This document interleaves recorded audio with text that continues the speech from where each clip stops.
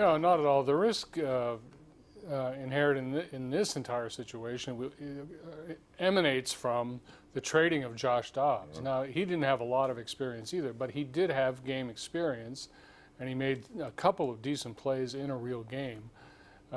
So you have no veteran backup, and coaches love to have a veteran backup. And the Steelers, obviously don't have that. I mean, if something happens to Rudolph, they'll go to Hodges, who has no experience, and Paxton, who has almost none. Paxton Lynch. Wow, but I also wouldn't blame them for making that deal, because at the time Josh Dobbs was sitting around as a third, and how often do those guys get in the game?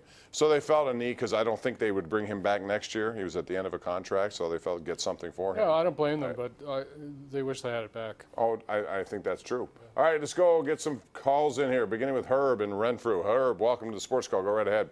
Hi, Bob and Gene. Thanks for taking my call. Sure. And my question is, do you think Mike Tomlin's coaching staff is strong enough to get the team to the playoffs without a franchise quarterback? That's going to be the test. I don't have much confidence in their coordinators. That's going to be the test. We're going to find out. Sometimes it's funny. Like when I watch the Penguins play sometimes and they miss one of the two superstars, Malkin Crosby, and I say to myself, well, it seems like for whatever reason, one of those other guys pick up the slack and they're better without the other, or at least the numbers suggest that.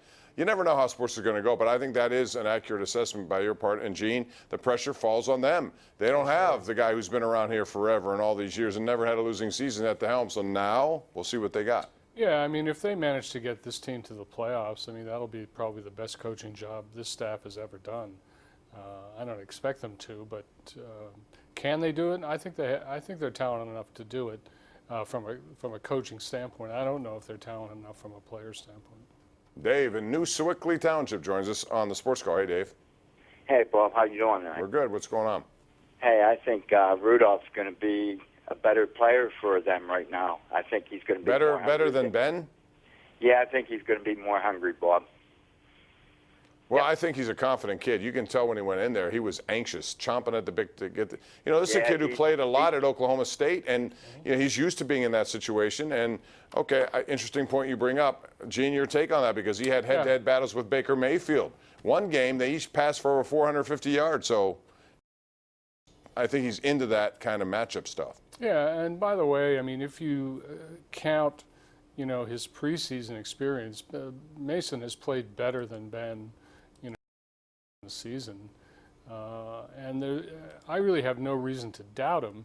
It's strictly a matter of experience. He doesn't have quite the arm that Ben does, but who does? He has experience with the receivers that are involved. He's been around here as long as any of them, I guess with the exception of Juju. But I don't think it's.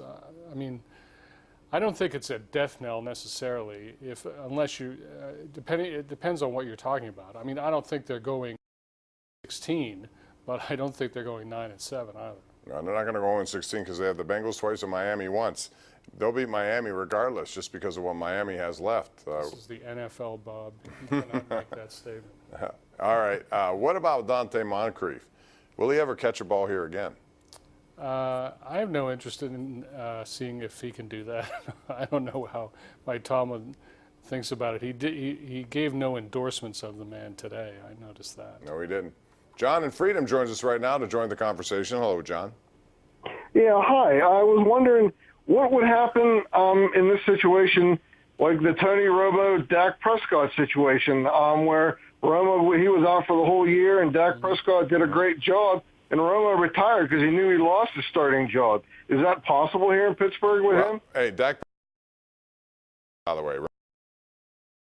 So he got his opportunity and made the most of it. I don't see that happening. I don't, because they still have a lot of money invested in Roethlisberger. He comes back healthy. It's not like his performance. I thought Romo's performance during playoffs was really bad at times, Gene. But it would be nice to see Rudolph do well and them surprise people, and then you have two guys coming in next year, and that would be interesting to see how it all pans out.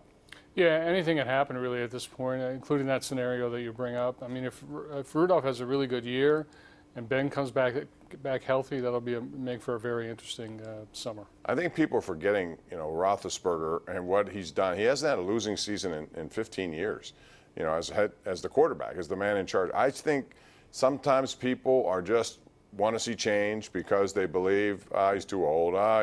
He still last year led the NFL in passing yards. 5,000 yards. Yeah. So, and he had Antonio Brown. He doesn't anymore.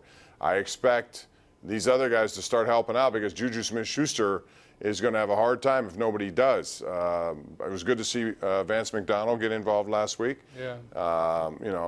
Others have got to do the same, or else, if you limit yourself to just two guys, you're going to be in trouble. Yeah, Deontay Johnson made a great catch, and I think we'll see more of that. We have to see more of that, and same with James Washington. George is next on line one. What's up, George? Yeah, being Roethlisberger is now injured, does he still get paid for the rest of the year? Sure. So far he's made 13 points. That's $2.5 million a point. That's just the way the contract is. Yeah. I mean, he can't do anything. He's going to have surgery. What are you supposed to do? He's still under contract. He didn't do anything to change that. Now, if you're talking about a guy like Vasquez, just switching gears real quick to baseball, what he did, the Pirates, I would expect to say, that's it. We're not paying you another dime, correct? Yeah, that's probably what will happen there. Yeah, and so on that note, let's get Brian on from Evansburg. What's up, Brian? How are you? Hey, good evening, gentlemen. How are you? All right, thank you. Yes, I was listening to all the stuff that's been going on with Vasquez, and I think that the Pirates should do is just get rid of him and be done, because like with John. Well, he's going to be in jail, so I don't think they have a choice. Not that they want to bring him back now anyway. So, I wouldn't think don't bring him back at all. Well, they're not. He'll never play again. How can he play again? No, I agree. He will not play again because, like with Jung Ho Kang, when he had that DUI charge, the Pirates should have just got rid of him and not even let him come back. Serve all his.